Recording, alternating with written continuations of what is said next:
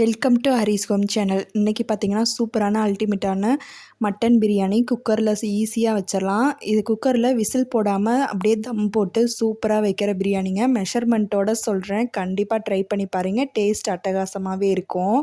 அதுக்கு முன்னாடி நம்ம சேனலை சப்ஸ்கிரைப் பண்ணாதவங்க சப்ஸ்கிரைப் பண்ணி வீடியோ பாருங்கள்.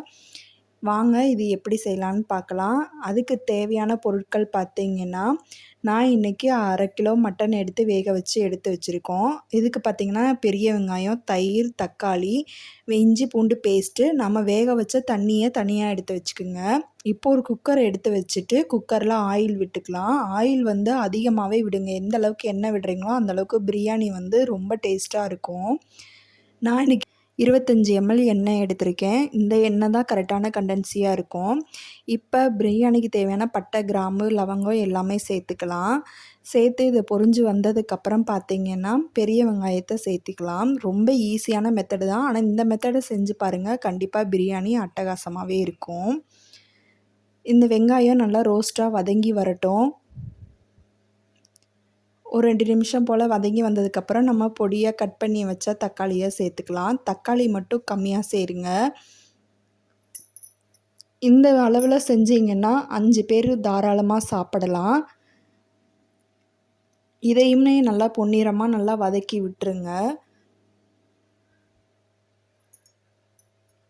இது நல்லா வதங்கி வந்ததுக்கப்புறம் இப்போ நம்ம வேக வச்ச மட்டன் எடுத்து உள்ளே சேர்த்துக்கிறலாம்.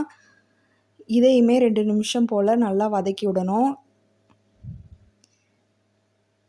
எப்பயுமே மட்டனை பாயில் பண்ணி சேர்த்திங்கன்னா கொஞ்சம் சீக்கிரமாகவே வெந்துடும். இப்போ இஞ்சி பூண்டு பேஸ்ட்டு 2 டேபிள் ஸ்பூன் சேர்க்குறேன். இஞ்சி பூண்டு பேஸ்ட்டு 2 டேபிள் ஸ்பூன் சேர்த்துக்குங்க. அது கூட பார்த்திங்கன்னா வீட்டில் அரைச்ச குழம்புத்தூள் தான். நான் பிரியாணி மசாலா எதுவுமே சேர்க்க மாட்டேன். இதையும் 2 நிமிஷம் போல் இந்த மாதிரி வதக்கி விட்டதுக்கப்புறம் இந்த கண்டென்சியில் இருக்கும்.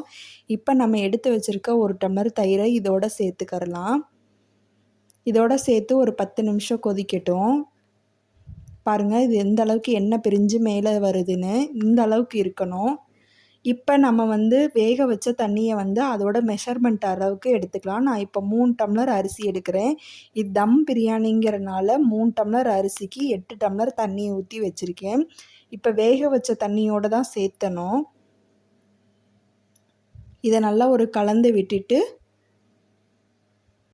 மூடி போட்டு ஒரு 10 நிமிஷம் நுரக்கட்டி வர அளவுக்கு விட்டுருங்க. இந்த மாதிரி நுரக்கட்டி கொதிக்கிற ஸ்டேஜில் நம்ம அரிசி எடுத்து வச்சுருக்கிறத உள்ளே சேர்த்துக்கிறலாம். நான் இந்த மெஷர்மெண்ட்லேயே செஞ்சு பாருங்கள், தாராளமாக 5 பேர் சாப்பிட்லாங்க. இப்போ தேவைக்கேற்ப உப்பு, கடைசியில் புதினா கொத்தமல்லி இதை சேர்த்து நான் இன்றைக்கி விசில் கேஸ்கட் எதுவுமே போடலை. நான் சும்மா மூடியை மட்டும்தான் மூடி வைக்கிறேன். மூடி வச்சு ஒரு ஸ்லோ ஃப்ளேமில் வச்சு ஒரு 20-25 நிமிஷம் கழிச்சு எடுத்து பார்த்திங்கன்னா சூப்பரான பிரியாணிங்க. டேஸ்ட்டு பார்த்திங்கன்னா அல்டிமேட்டாகவே இருக்கும். பாருங்கள், உதிரியாகவே இருக்குது பாருங்கள். பிரியாணி பிடிக்காதவங்க யாருமே இருக்க மாட்டாங்க. கண்டிப்பாக இந்த பிரியாணி ரெசிப்பியை செஞ்சு பாருங்கள். டேஸ்ட்டு அல்டிமேட் தான். இது வரைக்கும் நம்ம சேனலை சப்ஸ்கிரைப் பண்ணாதவங்க சப்ஸ்கிரைப் பண்ணி வீடியோ பாருங்கள். கண்டிப்பாக அந்த பிரியாணி ரெசிபி செஞ்சு பார்த்துட்டு எப்படி இருக்குன்னு கமெண்ட் பாக்ஸில் கமெண்ட் பண்ணுங்கள். தேங்க்யூ ஃபார் வாட்சிங்.